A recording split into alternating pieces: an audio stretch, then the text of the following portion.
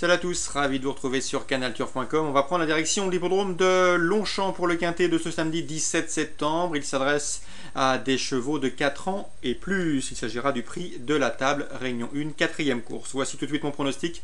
Ensuite, je vous indiquerai mes informations recueillies pour vous concernant la Réunion 3 sur l'hippodrome de Vichy. Pour ce quintet, mon préféré sera le numéro 1, Mutaker. Il s'est classé deuxième et très encourageant deuxième pour sa rentrée après plus de 9 mois d'absence. C'est un cheval qui peut paraître ici chargé. Il a également un numéro en dehors dans les stades de départ, mais c'est un cheval de qualité. Je pense qu'il a un peu de marge. Je lui opposerai le numéro 9, Kilea, une pouliche de 4 ans qui reste sur 3 podiums en pareille société. Et elle fait bien l'hippodrome de Longchamp. C'est également un choix prioritaire que ce numéro 9, Kilea, confie à Dominique Boeuf, qui la connaît parfaitement. Le numéro 2, un air de salsa, mérite également que l'on s'attarde sur sa candidature. Le cheval est régulier à ce niveau de compétition, l'écurie de Stéphane Vattel est en pleine forme, bref, c'est un cheval qui doit pouvoir finir dans le quintet gagnant.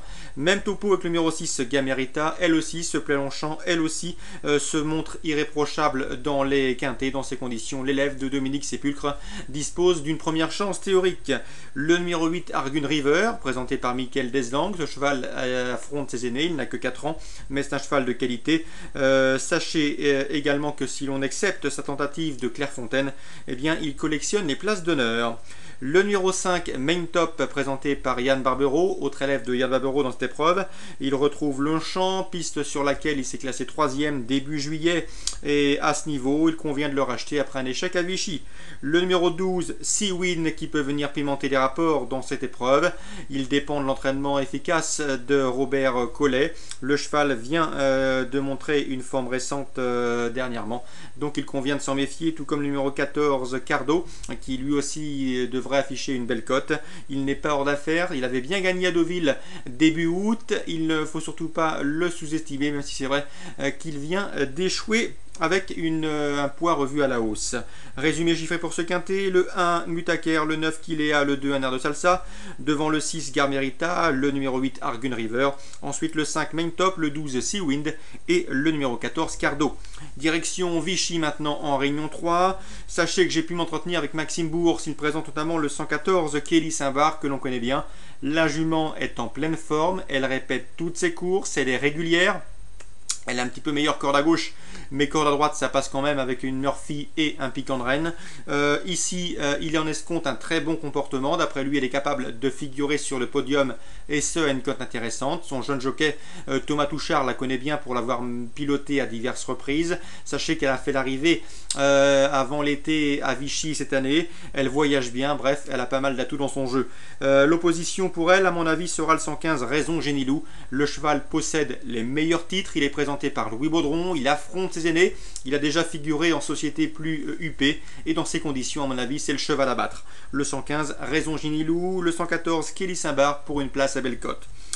Yvan Béruja présente quant à lui le 614 Pomodoro, c'est un cheval qui est confirmé en pareille société, il arrive dans sa période de forme saisonnière, le cheval est bien, c'est un cheval qui doit impérativement courir caché, tactique qui comporte des risques, mais s'il a le bon parcours, il est capable de finir vite et pourquoi pas de s'immiscer dans la combinaison gagnante du trio et de venir corser les rapports des combinaisons. Je lui opposerai le 617 Quatuor de Chenu, le cheval reste sur plusieurs podiums, rien ne s'oppose à une confirmation. Le 616 également, Pacifique Sud, si Nicolas Hench se déplace dans le centre-est, ce n'est pas pour faire du tourisme. Le 611, Cortez d'Elbea, il vient de courir récemment, un cheval dur à l'effort, Bruno Palot n'avait pas pu le travailler en conséquence pour sa dernière course.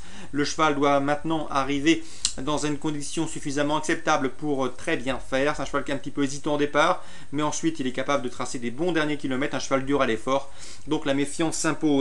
Dans la 6e, pourquoi pas élargir vos jeux en couplet avec le 614 Pomodoro, l'information Yvan Béruja, le 617 Quatuor de Chenu, la base de la course à mes yeux, le 617 Quatuor de Chenu, le 616 Pacifique Sud, un déplacement ambitieux, et le 611 Cortez d'Elbea à racheter. Petit mot également sur la 8e et dernière avec le 814 Passerinette. J'ai pu m'entretenir avec Guy Després, son interview disponible sur Canal Turf Radio, comme celui d'ailleurs d'Yvan Béruja ou encore de Maxime Bourse. Sachez que la jument est bien, rien ne s'oppose à ce qu'elle fasse l'arrivée. Ici on est assez confiant dans le clan des Prés avec le 814 Passerinette. Elle constitue donc une rivale intéressante pour le 813 Clément du Dijon, un cheval qui ne cesse d'accumuler les bonnes performances en pareille société. il est au mieux. Il sera de nouveau déféré des 4 pieds et il bénéficie de la drive efficace de Virginie, Boudier, Cormy. Bref, c'est une base en béton. Ce 813, Clément du Dijon, l'opposition pour la cote, le 814, passerie nette.